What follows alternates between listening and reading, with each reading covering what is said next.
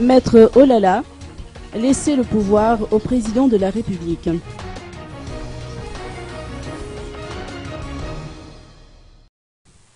Loin d'être convaincu de la pertinence d'un régime parlementaire, Maître Willy Razafzatouf estime qu'il est préférable de laisser le pouvoir entre les mains du président de la République plutôt que de faire confiance à 151 députés qui pensent uniquement à leurs intérêts.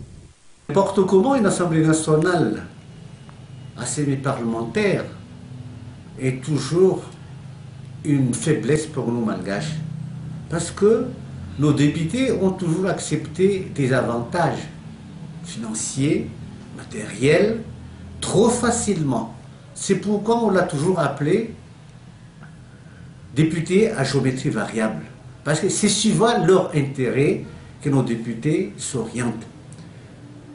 Ce qui fait que, actuellement, nous avons des députés indépendants qui sont devenus dépendants, qui sont devenus à la solde d'un groupe parlementaire, d'un parti, parce que ça se passe de cette façon. Et des gens disaient même, et je pense que c'est juste ce que disent les gens, comme quoi ces députés ont choisi de être telle ou telle orientation, c'est suivant l'argent qu'ils ont reçu.